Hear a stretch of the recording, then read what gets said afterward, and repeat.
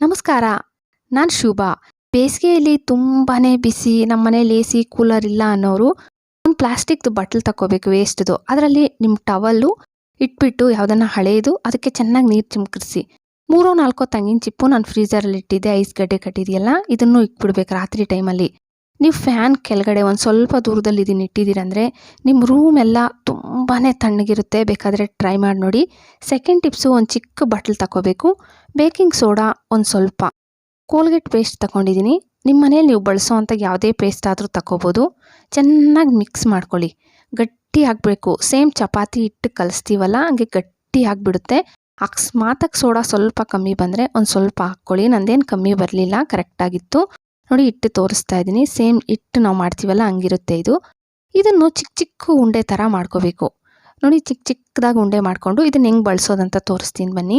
ನೀವು ಇದೇ ಬಟ್ಲನ್ನು ಬೇಕಾದರೆ ನಿಮ್ಮ ಫ್ರಿಜ್ಜಲ್ಲಿ ಇವಾಗ ಬ್ಯಾಡ್ ಸ್ಮೆಲ್ ಬರ್ತಾ ಇರುತ್ತಲ್ವಾ, ಇದನ್ನ ಇಟ್ಟಿದ್ದೀರಂತಂದರೆ ನಿಮ್ಮ ಫ್ರಿಜ್ಜಲ್ಲಿ ಬ್ಯಾಡ್ ಸ್ಮೆಲ್ ಬರಲ್ಲ. ಮತ್ತು ವಾಶ್ ಬೇಷನ್ ಅದರಲ್ಲಿ ಅಷ್ಟೇ ಜಿರಳೆ ಎಲ್ಲ ಓಡಾಡುತ್ತೆ, ಸ್ಮೆಲ್ ಬರುತ್ತಂದರೆ ಇದನ್ನೊಂದು ಉಂಡೆ ಇಡಿ. ಸಿಂಕಲ್ಲಿ ಇಡೋದ್ರಿಂದ ಕೂಡ ಜಿರಳೆ ಬರಲ್ಲ ಮತ್ತು ಬ್ಯಾಡ್ ಸ್ಮೆಲ್ ಬರಲ್ಲ. ಬೇಕಾದರೆ ಟ್ರೈ ಮಾಡಿ ನೋಡಿ. ಸಕ್ಕರೆನೂ ನಾವು ಬಾಕ್ಸಲ್ಲಿ ಸ್ಟೋರ್ ಮಾಡಿರ್ತೀವಿ. ಒಂದು ಸ್ವಲ್ಪ ತೇವ ಆದಂಗೆ ಅಂಟಂಟು ಅನಿಸುತ್ತೆ. ಉಪ್ಪು ಬಾಕ್ಸಲ್ಲಿ ಇಲ್ಲ ಸಕ್ಕರೆ ಬಾಕ್ಸಲ್ಲಿ ನೋಡಿರ್ತೀರಿ ನೀವು. ನೀವೇನು ಮಾಡಬೇಕಂದ್ರೆ ಒಂದು ಕಾಟನ್ ಬಟ್ಟೆಯಲ್ಲಿ ಒಂದು ಸ್ವಲ್ಪ ರೈಸ್ ಸೇರಿಸಿ, ಇಲ್ಲ ಟಿಶ್ಯೂ ಪೇಪರ್ಗಾದರೂ ಸೇರಿಸ್ಬೋದು. ನಾನು ಕಾಟನ್ ಬಟ್ಟೆ ಯೂಸ್ ಮಾಡ್ತಾ ಇದ್ದೀನಿ. ಹಿಂದ್ಗಡೆ ಒಂದು ರಬ್ಬರ್ ಬ್ಯಾಂಡ್ ಹಾಕ್ಬಿಡಿ, ಇಲ್ಲ ದಾರ ಆದರೂ ಟೈಟಾಗಿ ಕಟ್ಬಿಟ್ಟು ಎತ್ಬಿಟ್ಟು ಆ ಸಕ್ಕರೆ ಬಾಕ್ಸಲ್ಲಿ ಇಲ್ಲ ಉಪ್ಪು ಬಾಕ್ಸಲ್ಲಿ ಇಡೋದ್ರಿಂದ ಎಕ್ಸ್ಟ್ರಾ ತೇವ ಎಲ್ಲ ಇಳ್ಕೊಬಿಡುತ್ತೆ. ತೇವ ಇದ್ದಂಗೆ ಅನಿಸೋದಿಲ್ಲ. ಬಿಡಿಸೋದೇ ಕಷ್ಟ ಅನ್ಕೊತಾ ಇದ್ದೀರಾ? ಇವತ್ತೊಂದು ಈಸಿ ಟ್ರಿಕ್ಸ್ ಹೇಳ್ಕೊಡ್ತೀನಿ ನೋಡಿ. ಎಷ್ಟೇ ಬೆಳ್ಳುಳ್ಳಿ ಇದ್ದರೂ ನೀವು ಬೇಗ ಬಿಡಿಸ್ಕೋಬೋದು. ಮೊದಲು ಬೆಳ್ಳುಳ್ಳಿನೆಲ್ಲ ಬಿಡಿಸ್ಕೊಬಿಡ್ಬೇಕು. ಮತ್ತು ನಿಮ್ಮ ಎರಡೂ ಬೆರಳಲ್ಲಿ ಈ ಥರ ಒತ್ತಿದ್ದೀರಂದರೆ ನೋಡಿ ಓಪನ್ ಆಗಿಬಿಡುತ್ತೆ ಮೇಲೆ ಸಿಪ್ಪೆ. ಇವಾಗ ಮತ್ತೆ ತುಂಬ ಸುಲಭವಾಗಿ ಬಿಡಿಸ್ಕೋಬೋದು. ನೋಡಿ ಇನ್ನೂ ಒಂದು ತೋರಿಸ್ಕೊಡ್ತಾ ಇದ್ದೀನಿ. ಸ್ವಲ್ಪ ಹಿಂಗೆ ಒತ್ತಿದ್ರೆ ಆ ಸಿಪ್ಪೆ ಓಪನ್ ಆಗುತ್ತಲ್ವ, ನೀವು ತುಂಬ ಸುಲಭವಾಗಿ ಈ ಥರ ಬಿಡಿಸ್ಕೋಬೋದು. ಇಲ್ಲ ಅಂದರೆ ಮಧ್ಯಕ್ಕೆ ಕಟ್ ಮಾಡ್ಕೊಬಿಡಿ. ಹಿಂಗೆ ಕಟ್ ಮಾಡ್ಕೊಳ್ಳೋದ್ರಿಂದ ಸೇಮ್ ಬಾಳೆಹಣ್ಣು ಸಿಪ್ಪೆ ನಾವು ಹೆಂಗೆ ಬಿಡಿಸ್ತೀವಲ್ಲ ಹಂಗೆ ಬಿಡಿಸ್ಕೋಬೋದು. ಮಧ್ಯಕ್ಕೆ ಕಟ್ ಮಾಡಿ ಕೂಡ ನೀವು ಇದನ್ನು ಬೇಕಾದರೆ ಟ್ರೈ ಮಾಡಿ ನೋಡ್ಬೋದು. ತುಂಬಾ ಸುಲಭ. ನಾನು ಹೇಳ್ಕೊಟ್ಟಿರೋ ಎರಡೂ ಟ್ರಿಕ್ಸು ತುಂಬ ಚೆನ್ನಾಗಿದೆ. ನಿಮಗೆ ಬೆಳ್ಳುಳ್ಳಿ ಬಿಡಿಸ್ಬೇಕಂದಾಗ ಒಂದು ಸತಿ ಈ ಟ್ರಿಕ್ಸ್ ಟ್ರೈ ಮಾಡಿ. ಮತ್ತೆ ಬಂದೆ ನನಗೆ ಕಾಮೆಂಟ್ ಹಾಕೋದಂತೂ ಮರಿಬೇಡಿ. ಆದರೆ ಪ್ಲೀಸ್ ಲೈಕ್ ಕೊಡೋದು ಮರಿಬೇಡಿ. ಕುಕ್ಕರ್ಗೆ ಒಂದು ಸ್ವಲ್ಪ ನೀರು ಸೇರಿಸ್ಕೊಬಿಡಿ. ಮತ್ತು ಇನ್ನೂ ಒಂದು ಪಾತ್ರೆ ತಗೊಂಡು 3 ಗ್ಲಾಸಷ್ಟು ನೀರು, 1 ಗ್ಲಾಸ್ ರೈಸ್ಗೆ 3 ಗ್ಲಾಸಷ್ಟು ಅಂದರೆ 1 ಗ್ಲಾಸ್ ಎಕ್ಸ್ಟ್ರಾ ಸೇರಿಸ್ಬೇಕು. ಮತ್ತು ರೈಸು 1 ಗ್ಲಾಸಷ್ಟು ರೈಸ್ ತಗೊಂಡು ನೀವು ರೆಗ್ಯುಲರ್ ಬಳಸ್ತಿರಲ್ಲ ಅದೇ ರೈಸೇ ತಗೊಂಡು ನೀಟಾಗಿ ವಾಶ್ ಮಾಡಿಕೊಂಡು ಒಂದು 2 ಟೈಮ್ಸ್ ವಾಶ್ ಮಾಡಿಕೊಂಡು ಬಿಡಿ. ಮತ್ತು ಉಪ್ಪು ಮತ್ತು ಕುಕ್ಕಿಂಗ್ ಆಯಿಲ್ ಆಗಲಿ ಇಲ್ಲ ತುಪ್ಪ ಆಗಲಿ ಒಂದು ಸ್ವಲ್ಪ ಸೇರಿಸ್ಬೇಕು. ರೈಸ್ ತುಂಬ ಉದುರುದ್ರಾಗಿ ತುಂಬ ಚೆನ್ನಾಗಾಗುತ್ತೆ. ನಾನು ಕುಕ್ಕಿಂಗ್ ಆಯಿಲ್ ಸೇರಿಸಿದ್ದೀನಿ. ಕುಕ್ಕರ್ ಒಳಗಡೆಗೆ ಆ ಪಾತ್ರೆ ಎತ್ತಿ ಇಟ್ಬಿಟ್ಟು ಲಿಡ್ ಕ್ಲೋಸ್ ಮಾಡಿಬಿಡಿ. ಕ್ಲೋಸ್ ಮಾಡಿಬಿಟ್ಟು ಗ್ಯಾಸ್ ಮೇಲೆ ಇಟ್ಬಿಟ್ಟು ಗ್ಯಾಸ್ ಮೀಡಿಯಮ್ ಫ್ಲೇಮಲ್ಲಿ ಇಟ್ಬಿಟ್ಟು ಬಿಟ್ಬಿಡಿ. ವಿಸಿಲ್ ಏನು ಬರಲ್ಲ. 10 ನಿಮಿಷ ಆದಮೇಲೆ ನೀವು ಒಂದು ಸತಿ ಓಪನ್ ಮಾಡಿ. ಓಪನ್ ಮಾಡಿಬಿಟ್ಟು ನೋಡಿ ನಿಮ್ಮ ರೈಸ್ ಕುಕ್ ಆಗಿದೆಯಾ ಇಲ್ಲ ಅಂತ. ನಾನು ಸ್ಪೂನಲ್ಲಿ ಎತ್ಬಿಟ್ಟು ನೋಡ್ತೀನಿ. ನೋಡಿ ನನ್ನ ರೈಸ್ ಕುಕ್ ಆಗಿದೆ. ಅಕಸ್ಮಾತಾಗಿ ನಿಮ್ಮ ರೈಸ್ ಕುಕ್ ಆಗಿಲ್ಲ ಅಂತಂದರೆ ಇನ್ನೂ ಒಂದು ಸ್ವಲ್ಪ ಹೊತ್ತು ಮುಚ್ಚಳ ಇಕ್ಕಿ ಬಿಡಬೇಕು. ಅಂದರೆ 10 ನಿಮಿಷಕ್ಕೆ ಕುಕ್ ಆಗೋಗುತ್ತೆ. ನಂದೇನು ಕುಕ್ ಆಗಿದೆ, ನಾನು ರೆಗ್ಯುಲರ್ ಆಗಿ ಮಾಡ್ತೀನಲ್ಲ, ಒಂದು 10 ನಿಮಿಷಕ್ಕೆ ಕುಕ್ ಆಗೋಗ್ಬಿಟ್ಟಿರುತ್ತೆ. ಅಂದರೆ ಗಂಜಿ ಬಗ್ಸಿ ಮಾಡೋದು ತುಂಬ ಲೇಟ್ ಆಗುತ್ತಲ್ವಾ. ನೀವು ಈ ಥರ ಮಾಡಿಕೊಂಡ್ರೆ ಅಂತೂ ತುಂಬ ಬೇಗ ರೈಸ್ ಆಗುತ್ತೆ. ಅಷ್ಟು ಗ್ಯಾಸ್ ಕೂಡ ವೇಸ್ಟ್ ಆಗಲ್ಲ. ಮತ್ತು ಪಾತ್ರೆನೂ ನೋಡಿ ತೋರಿಸ್ತಾ ಇದ್ದೀನಿ. ಕೆಳಗಡೆ ಕುಕ್ಕರ್ ಇಟ್ಟಿದ್ವಲ್ಲ ಅದೇನು ಗಲೀಜಾಗಿಲ್ಲ, ಮೇಲೆ ಮುಚ್ಚಳನೂ ಗಲೀಜಾಗಿಲ್ಲ. ಇದನ್ನು ಮತ್ತೆ ನಾನು ನೀರಲ್ಲಿ ತೊಳ್ಕೊಂಡು ಬೇಕಾದರೆ ಯೂಸ್ ಮಾಡ್ಕೋಬೋದು ಬೇರೆ ರೆಸಿಪಿಗೆ.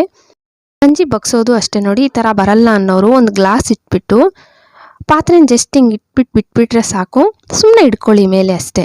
ನೀಟಾಗಿ ಗಂಜಿ ಬಗ್ಸ್ಬಿಡ್ಬೋದು.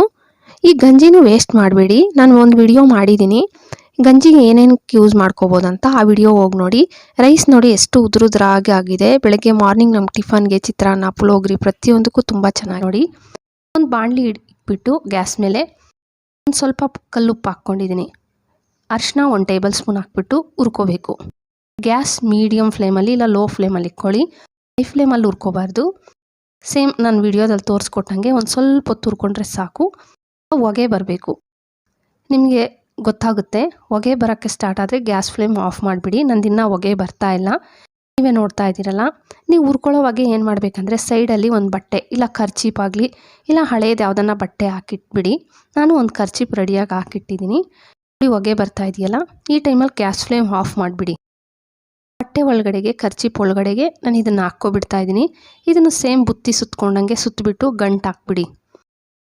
ಇವಾಗ ಮಕ್ಕಳು ತುಂಬ ಆಟ ಆಡಿ ಬಂದಾಗ ಪಾದಗಳಲ್ಲಿ ನೋವು ಅಂತ ಇರ್ತಾರೆ, ಕಾಲುಗಳಲ್ಲಾಗಲಿ ಮೊಣಕೈ ನೋವು ಅಂತಾರೆ. ಮಕ್ಕಳೇ ಅಲ್ಲ ದೊಡ್ಡವರು ಅಷ್ಟೇ ತುಂಬ ಕಾಲುಗಳು ಕೈ ನೋವು ಅಂತಾರೆ, ತಲೆ ನೋವು ಅಂತಾರಲ್ಲ. ನೀವೇನು ಮಾಡಬೇಕಂದ್ರೆ ಸ್ವಲ್ಪ ಬಿಸಿ ಮುಟ್ಟು ನೋಡಬೇಕು. ನೋಡಿ, ಬಿಸಿ ಬಿಸಿ ಇರೋವಾಗಲೇ ಅವ್ರು ಎಲ್ಲಿ ನೋವು ಅಂತಾರಲ್ವ ಅಲ್ಲೆಲ್ಲ ಇಡಬೇಕು. ನೋಡಿ, ನನ್ನ ಮಗ ಕಾಲುಗಳು ತುಂಬ ನೋವು ಅಂತ ಇದ್ದ, ಅವ್ನಿಗೆ ಇಡ್ತಾ ಇದ್ದೀನಿ. ನೀವು ಮಕ್ಕಳಿಗಾದರೂ ಇಡ್ಬೋದು, ದೊಡ್ಡವ್ರಿಗೂ ಮಾಡ್ಬೋದು. ಬೇಗ ನೋವು ಕಮ್ಮಿ ಆಗಿಬಿಡುತ್ತೆ. ಮತ್ತು ತುಂಬ ತಲೆನೋವಿದೆ ಅನ್ನೋರು ಇದೇ ಗಂಟನ್ನು ನಿಮ್ಮ ಹಣೆ ಮೇಲೆ ಇಟ್ಕೋಬೇಕು. ನನ್ನ ಮಗನಿಗೆ ಇಟ್ಬಿಟ್ಟು ತೋರಿಸ್ತೀನಿ ನೋಡಿ. ಮಕ್ಕಳಾಗಲಿ ದೊಡ್ಡವರಾಗಲಿ ಯಾವುದೇ ಮೆಡಿಸಿನ್ ತಗೊಂಡಿರಾ, ಇದು ಒಳ್ಳೆ ಮನೆ ಮದ್ದು ಅನ್ಬೋದು. ಬೇಕಾದರೆ ಟ್ರೈ ಮಾಡಿ ನೋಡಿ. ಸ್ವಲ್ಪ ತಣ್ಣಗಾಗಿದೆಯಂದರೆ ಹೆಂಚು ಮೇಲೆ ಸ್ವಲ್ಪ ಬಿಸಿ ಮಾಡ್ಕೊಳ್ಳಿ. ಸ್ವಲ್ಪ ಬಿಸಿ ಬಿಸಿನೇ ಇಡಬೇಕು. ಈ ಥರ ಇಡ್ತಾ ಇದ್ದರೆ ಬೇಗ ತಲೆನೋವು ಕಮ್ಮಿ ಆಗೋಗುತ್ತೆ. ಟ್ರೈ ಮಾಡಿ. ಇದು ನಮ್ಮ ಅಜ್ಜಿಯವರು ಮನೆ ಮದ್ದು. ಪ್ಲೀಸ್ ವಿಡಿಯೋ ಇಷ್ಟ ಆದರೆ ಅಂತೂ ಒಂದು ಲೈಕ್ ಕೊಡೋದು ಮರಿಬೇಡಿ. ಹಂಗೆ ಸಬ್ಸ್ಕ್ರೈಬ್ ಮಾಡಿಕೊಂಡು ನಿಮ್ಮ ಫ್ಯಾಮ್ಲಿ ಫ್ರೆಂಡ್ಸಿಗೆ ಶೇರ್ ಮಾಡೋದಂತೂ ಮರಿಬೇಡಿ. Thank you friends.